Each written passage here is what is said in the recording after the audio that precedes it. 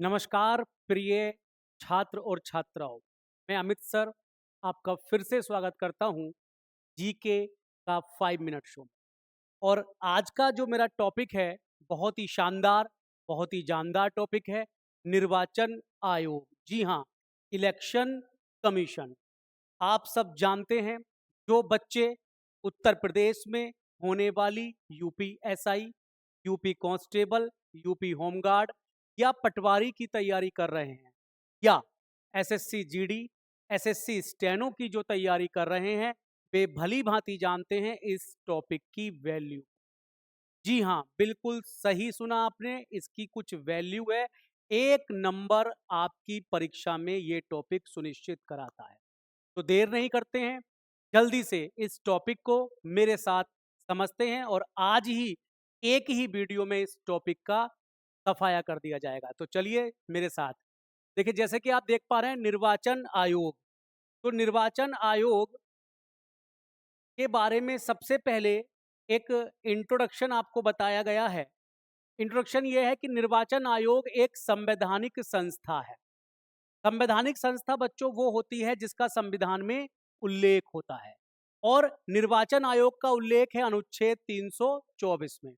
अनुच्छेद 324 वह अनुच्छेद है जो इस बात की व्याख्या करता है कि लोकसभा, विधानसभा, राष्ट्रपति, उपराष्ट्रपति आदि के चुनाव कराने के लिए एक निष्पक्ष संस्था होनी चाहिए जिसकी गठन राष्ट्रपति द्वारा की जाएगी। बिल्कुल यही बात लिखी हुई है। दूसरा, इसके कार्य लिखे हुए हैं जो मैंने आपको बताया कि इसका काम होगा चुनावों को कराना, उनका प्रबंधन करना, उनका मैनेजमेंट करना। दूसरा बच्चों आप समझिएगा, निर्वाचन आयोग एक अर्ध न्यायिक संस्था है। जो एसआई की तैयारी कर रहे हैं या जो पीसीएस लेवल तक के बारे में सोच रहे हैं, वहां पर कुछ क्वेश्चन आते हैं असर्शन और रीजनिंग के। तो वहां पर इस तरह के सवाल आपको देखने को मिलेंगे कि चुनाव आयोग एक अर्ध न्यायिक संस्था है कैसे। आपको वहां पर 4-5 लाइनें लिख कर देगा और उनमें से आपको कुछ इस प्रकार की लाइनें समझनी होंगी जो मैं आपको समझाने का प्रयास कर रहा हूं कि चुनाव आयोग एक अर्ध न्यायिक संस्था कैसे हो सकती है। तो देखिए बच्चों, चुनाव आयोग जो है वो कुछ ऐसे भी काम करता है जिसमें उसे निर्णय लेने पड़ते हैं, न्याय करना पड़ता है। कंडीशन नंबर 1, कंडीशन नंबर 1 आपके सामने लिखी हुई है कि चुनाव दल में यदि विवाद हो जाए। मान लीजिए, आज उदाहरण दे देता हूं कि आज एक पार्टी है कांग्रेस पार्टी। कांग्रेस पार्टी एक राजनीतिक पार्टी है, सब लोगों ने उसका नाम सुना है, लेकिन आज कांग्रेस के दो धड़ बढ़ जाएं और दोनों धड़, दोनों ग्रुप, दोनों समूह यह दावा करें कि मेरा वाला जो दल है वो ओरिजिनल कांग्रेस है, ओरिजिनल पार्टी है, मेरे पास ही पंजा का निशान होना चाहिए। तो अब बच्चों बताओ, इस बात का निपटारा या निर्णय कौन करेगा? तो इस बात का निपटारा करेगा चुनाव आयोग कि कौन सा दल वास्तविक पंजे का हकदार है, कौन सा दल वास्तविक कांग्रेस पार्टी का मालिक बनेगा। तो इस तरह से ये न्यायिक प्रक्रिया का काम हो गया। दूसरा बच्चों समझिएगा, यदि कोई संसद का सदस्य है, एमपी, चाहे वो लोकसभा का हो चाहे वो राज्यसभा का हो, या कोई एमएलए जो विधान पर, जिसे एमएलए जो विधान सभा का सदस्य होगा, अगर इनसे संबंधित कोई अयोग्यता का मामला उठता है, अयोग्यता इन द सेंस, जैसे मैं आपको बता दूं कि लोकसभा में चुनने के लिए आपकी आयु 25 वर्ष होनी चाहिए, लेकिन आप 24 वर्ष कुछ दिनों में चुनकर चले गए, तो ये आपकी अयोग्यता से संबंधित जुड़ा मामला हो गया। अब ऐसा कोई मामला आता है तो देखिए, इस पर अंतिम निर्णय तो राष्ट्रपति जी ही लेंगे। समझ लीजिएगा बात को। अंतिम निर्णय कौन लेंगे? राष्ट्रपति। और अगर विधानसभा का मामला है तो राज्यपाल लेंगे, लेकिन चुनाव आयोग से परामर्श करने के बाद।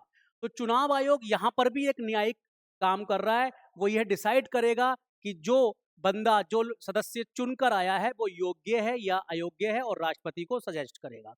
तीसरा जो इसके बारे में इंट्रोडक्शन पॉइंट है वो ये कि ये एक स्वायत्त संस्था है। स्वायत्त संस्था होने का मतलब यह प्यारे बच्चों ये है कि ये जो भी कुछ करता है इस बिना दबाव के करता है।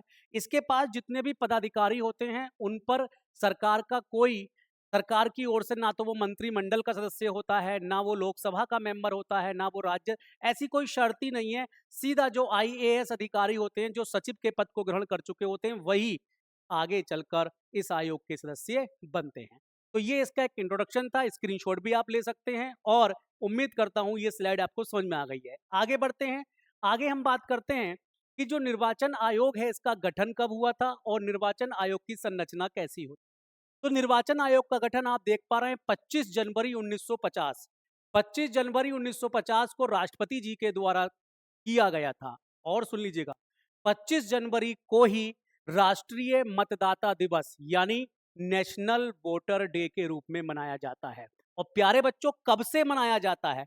कब से मनाया जाता है? तो जब 2011 में निर्वाचन आयोग की 61वीं बर्थडे थी, वर्षगांठ थी, जो चाहे वो कह लीजिए, बस उसी दिन यह डिसाइड किया गया कि इस दिन को हम लोग इंडिया में राष्ट्रीय मतदाता दिवस के रूप में मनाएंगे, 25 जनवरी। तो अभी जल्दी में ही 25 जनवरी गुजरा है। 25 जनवरी 2026 को इस दिवस को मनाया गया और थीम मेरा वोट मेरा अधिकार। जी हां प्यारे साथियों, महत्वपूर्ण दिवस और उनकी थीम आपकी प्रत्येक परीक्षा के लिए इंपॉर्टेंट रहती है। तो समझ लीजिएगा 2025 में, सॉरी 2025 लिखा गया है, इसको 2026 कर लेंगे आप, माय मिस्टेक। 2026 में जो इस दिवस को मनाया गया उसकी थीम थी मेरा वोट मेरा अधिकार। बात करते हैं इसकी संरचना की। तो जब ये बना था तब इसमें केवल एक ही सदस्य होते थे जिनको मुख्य चुनाव आयुक्त कहा जाता था। और जो पहले इसके मुख्य चुनाव आयुक्त थे वो थे Sukumar Sen. Very very important point है, कई बार आ चुका है, दोबारा से सुन लीजिएगा। चुनाव आयोग के पहले मुख्य चुनाव आयुक्त का नाम था सुकुमार सेन, जो 1950 में ही नियुक्त हुए थे। दूसरा समझ लीजिएगा, दूसरा आज इसकी जो संरचना बनती है, आज जो इसकी स्थिति बनती है वो बनती है 3 मेंबर्स। ये जो कमीशन है इसमें कुल 3 मेंबर हैं। एक मुख्य चुनाव आयुक्त कहलाते हैं, बाकी 2 चुनाव आयुक्त कहलाते हैं। वर्तमान समय की अगर बात करी जाए तो ये जो देख रहे हैं नाम ज्ञानेश कुमार, ज्ञानेश कुमार जी 26वें मुख्य चुनाव आयुक्त हैं जिन्होंने रिसेंटली मतलब 2025 में ही इस पद को ग्रहण किया है। और इन्होंने किसका स्थान लिया है ये भी पता होना चाहिए, राजीव कुमार जी का इन्होंने स्थान लिया है, जो कि तो 25वें नंबर के चुनाव आयुक्त थे। इसके अलावा वर्तमान में 2 चुनाव आयुक्त हैं। आयुक्त को बच्चा कमिश्नर कहा जाता है, तो 2 इलेक्शन कमिश्नर हैं और वो हैं सुखवीर संधू और विवेक जोशी। यहां पर एक बात और आप समझ लीजिएगा, यहां पर एक बात और समझ लीजिएगा, जो विवेक जोशी जी हैं इनकी नियुक्ति ज्ञानेश कुमार के स्थान पर हुई है। अर्थात 2025 में ज्ञानेश कुमार इस स्थान पर होते थे, अर्थात वो केवल आयुक्त थे, लेकिन जब वो मुख्य चुनाव आयुक्त बन गए तो इनका स्थान खाली हो गया। तो यह भी क्वेश्चन बन सकता है कि ज्ञानेश कुमार का स्थान किसने ग्रहण किया है। ज्ञानेश कुमार का जो खाली स्थान था वो ग्रहण किसने किया है? विवेक जोशी ने। और एक और इंपॉर्टेंट पॉइंट, बहुत बहुत इंपॉर्टेंट पॉइंट, आज तक के इतिहास में चुनाव आयोग में एक ही महिला हैं जो मुख्य चुनाव आयुक्त के पद पर नियुक्त हुई हैं और उनका नाम आप देख पा रहे हैं, रमा देवी उनका नाम है। बिल्कुल इसका स्क्रीनशॉट ले लीजिए, एक पॉइंट आपका बहुत जानदार बहुत शानदार पॉइंट है। चलते हैं आगे की ओर। तो आगे हम देखते हैं चुनाव आयोग के जो सदस्य होते हैं उनकी नियुक्ति राष्ट्रपति जी द्वारा की जाती है। तीनों मेंबर्स की, मुख्य चुनाव आयुक्त की भी और चुनाव आयुक्तों की भी नियुक्ति राष्ट्रपति द्वारा की जाती है। और प्रत्येक का कार्यकाल 6 वर्ष या 65 वर्ष की आयु होने तक होता है। अर्थात वो अगर आज अपने पद पर बैठे हैं तो वो या तो अगले 6 साल तक पद पर बने रहेंगे, या फिर यदि इस बीच में उनकी 65 वर्ष की आयु पूरी हो जाएगी तो वो अपने पद से मुक्त हो जाएंगे। पद मुक्त की भी अगर हम बात करें तो स्वेच्छा से ये लोग अपना पद मुक्त कर सकते हैं। बस इन्हें क्या करना होगा, इन्हें अपना त्याग पत्र राष्ट्रपति जी को देना होगा। तीनों मेंबर्स स्वेच्छा से अपना पद त्याग सकते हैं, लेकिन यदि इनको पद से हटाना पड़ जाए तो उसके लिए थोड़ा सा नियम चेंज है। और नियम क्या है मैंने यहां पे लिख दिया है कि यदि मुख्य चुनाव आयुक्त को आप पद से हटाना चाहते हैं, पद से हटाने का जो उनका प्रोसेसिंग है जो प्रक्रिया है वो वही है जो सुप्रीम कोर्ट के न्यायाधीश को पद से हटाने की है। और सुप्रीम कोर्ट के न्यायाधीश को पद से कैसे हटाया जाता है बच्चों? तो उसके लिए दो ही बेस हैं, या तो कदाचार के आधार पर या असमर्थता के आधार पर। अर्थात कदाचार या अक्षमता। भाई असमर्थता अक्षमता एक ही बात है। कदाचार का मतलब हो गया यदि वो कोई ऐसा आचरण कर दें जो कि गलत हो, या फिर वो कार्य करने में सक्षम न रह जाएं। इन दो ही आधार पर यदि संसद सिफारिश कर दे, संसद सिफारिश कैसे करती है? बोलकर नहीं करती है बच्चा। संसद के दोनों सदनों में 2/3 बहुमत से ये बात सिद्ध होनी चाहिए कि जो जज साहब हैं, सॉरी, जो चुनाव आयुक्त साहब हैं, मुख्य चुनाव आयुक्त साहब हैं, वो कदाचार किए हैं या वो कार्य करने में सक्षम नहीं है। यदि संसद के दोनों सदन इस बात को सिद्ध कर देंगे तो ये माना जाएगा कि संसद ने सिफारिश कर दी है, और संसद की सिफारिश पर राष्ट्रपति आदेश दे देंगे और ये पद से हट जाएंगे। लेकिन यहां पर एक बात समझनी होगी, ये सारी की सारी प्रक्रिया केवल और केवल मुख्य चुनाव आयुक्त के लिए है। तो सवाल उठता है कि जो चुनाव आयुक्त हैं उनको कैसे पद से हटाया जा सकता है? बहुत सिंपल सा फंडा है, मुख्य चुनाव आयुक्त की सिफारिश पर। मुख्य चुनाव आयुक्त यदि सिफारिश कर दें तो राष्ट्रपति जी उनको उनके पद से हटा सकते हैं। स्क्रीनशॉट ले लीजिए, बार बार एक बार दो बार वीडियो देखेंगे आपको सारे डाउट क्लियर हो जाएंगे। अगली स्लाइड की ओर चलते हैं जो बात करती है भारत में चुनाव सुधार। भारत में चुनाव सुधार, क्योंकि देखिए चुनाव आयोग जब बनता है या जब से बना है तब से उसने समय समय पर कुछ ऐसे डिसीजन लिए हैं जिनसे चुनावी प्रक्रिया में सुधार हुए हैं। वे कौन कौन से प्रमुख सुधार हैं जो आपके लिए एग्जाम ओरिएंटेड हो सकते हैं, वो मैंने यहां पर लिखे हैं।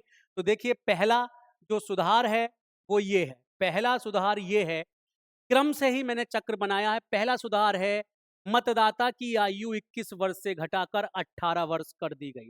आप जानते हैं पहले जो वयस्क मताधिकार का अधिकार था, वोट डालने की जो आयु थी, वो 21 वर्ष तक के लोगों को प्राप्त था। लेकिन 61वां संविधान संशोधन 1989 के द्वारा 21 वर्ष की आयु घटाकर 18 वर्ष कर दी गई। और आप भली भांति सब जानते हैं कि आज के दौर में 18 वर्ष के व्यक्ति को वयस्क मताधिकार का अधिकार प्राप्त है। और सुन लीजिएगा, जब भी कोई संविधान संशोधन होता है तो वो किसी अनुच्छेद से संबंधित होता है, और ये जो संशोधन हुआ है ये किस अनुच्छेद में हुआ है? अनुच्छेद 326 326 में इसका संशोधन हुआ है। दूसरा दूसरा जो सुधार है वो है वोटर आईडी। जी हाँ, आप सबके पास आपका पहचान पत्र होगा, तो पता होना चाहिए कि ये हमारा जो पहचान पत्र है ये कब से भारत में आया और इसको कौन लेकर आया। तो बच्चा ये लिखा हुआ है 1993, 1993 से भारत में वोटर आईडी का चलन शुरू हुआ, और इसको लाने वाले व्यक्ति थे शेषन का पूरा नाम है टी.एन. शेषन साहब। ये जो टी.एन. शेषन साहब थे ये भारत के मुख्य चुनाव आयुक्त थे, और यही वो पहले व्यक्ति थे जिन्होंने भारत में फर्जी चुनावों को रोकने के लिए विचार दिया था। वोटर आईडी का कॉन्सेप्ट लेकर आए थे जो कि आज तक रनिंग कर रहा है।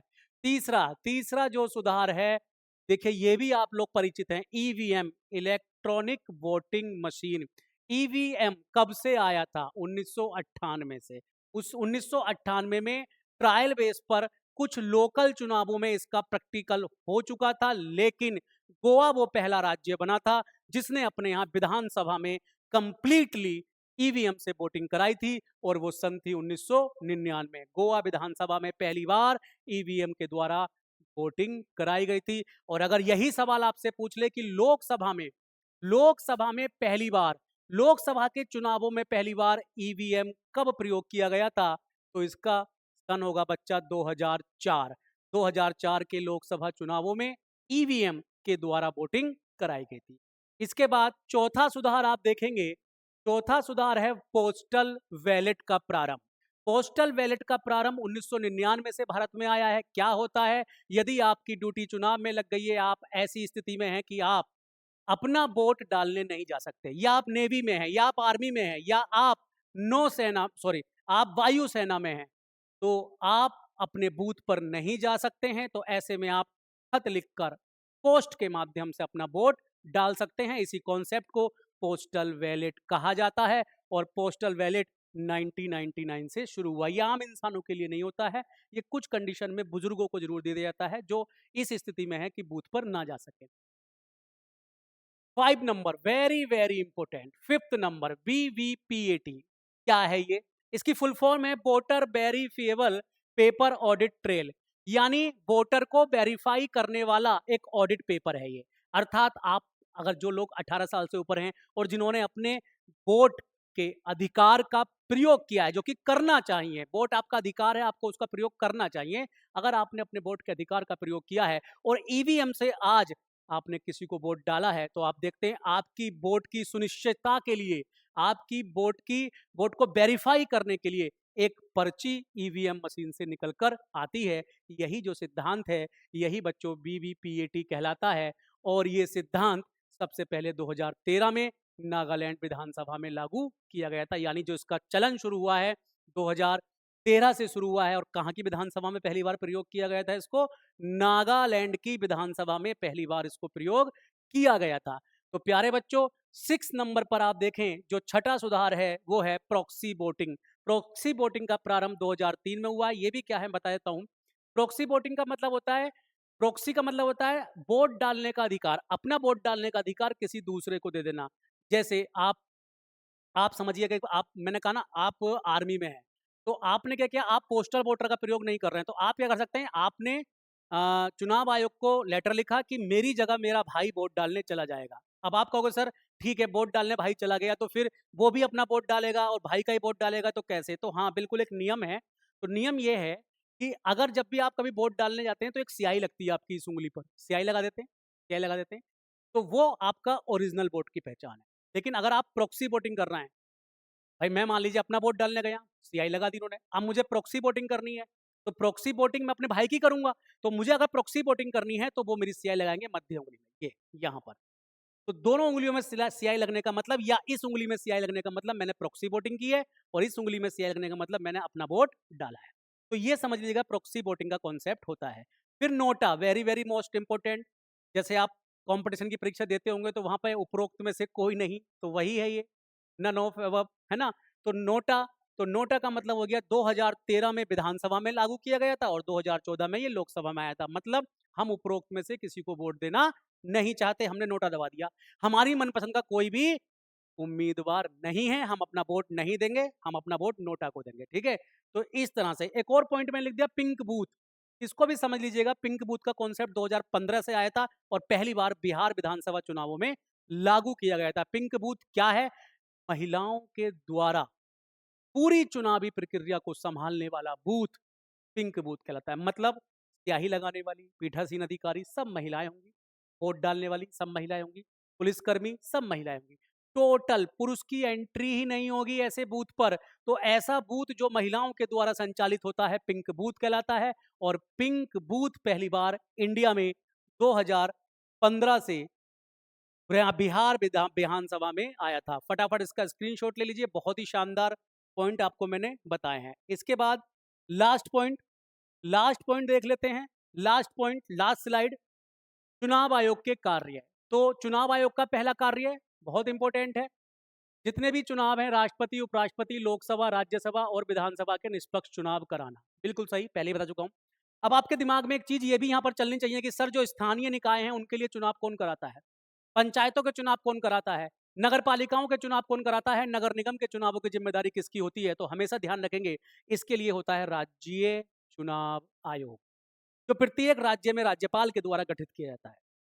राज्य चुनाव आयोग की जिम्मेदारी होती है उस राज्य के स्थानीय चुनावों को कराना, विधानसभा के चुनावों को नहीं कराना। विधानसभा के चुनाव निर्वाचन आयोग ही कराएगा, लेकिन जो राज्य निर्वाचन आयोग होता है, और एक चीज बता दूं मैं आपको, जो विधानसभा के चुनावों को कराने के लिए चुनाव आयोग का एक बंदा प्रत्येक राज्य में होता है, उसको कहते हैं राज्य मुख्य निर्वाचन आयुक्त।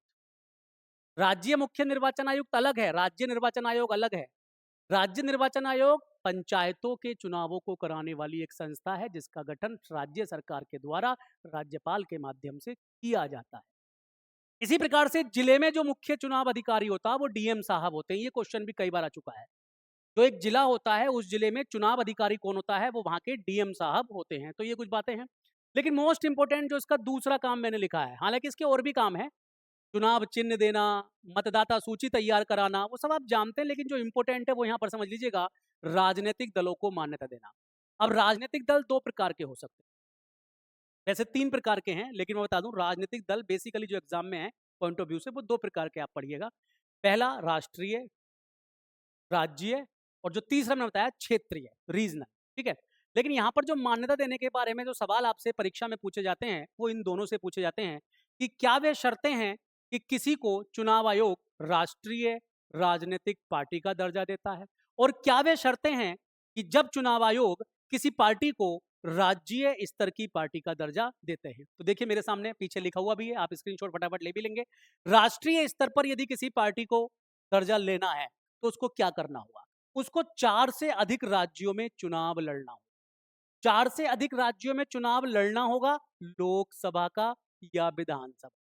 मतलब उसको 4 से अधिक राज्यों में अपना वोट बैंक बनाना पड़ेगा, और कितना वोट उसको प्राप्त करना होगा, 6% वोट कुल वैध मतों का। मान लीजिए 4 राज्यों में कोई पार्टी चुनाव लड़ती है, तो अगर उसको उस पूरे माहौल में 100 वोट पड़े हैं अलग अलग सभी पार्टियों को मिलाकर, तो उन 100 में से 6 वोट एक पार्टी को मिलेंगे, तभी वो पार्टी राष्ट्रीय स्तर की पार्टी बनने की क्या रखती है, लिमिट रखती है ना।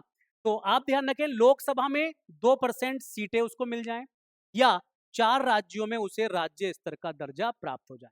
मतलब ये विकल्प है, ये ऑप्शनल है कि अगर भाई तुम ये नहीं कर पा रहे हो तो ये कर लो, ये नहीं कर पा रहे हो तो ये कर लो, कुछ तो कर लो।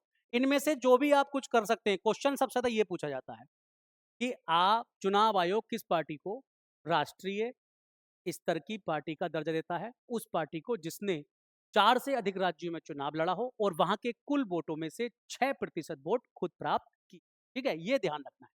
ऐसे ही राज्य स्तर की पार्टी का दर्जा, तो देखिए यहां पर भी ये शब्द आ गया 6%, मतलब उसने अपने यहाँ विधानसभा चुनाव लड़े हो और उन विधानसभा में से यदि सारे स्टेट में 100 वोट पड़े हैं तो 6 वोट उस पार्टी को मिलने चाहिए, और साथ ही विधानसभा की 2 सीटें भी उसने जीती हों।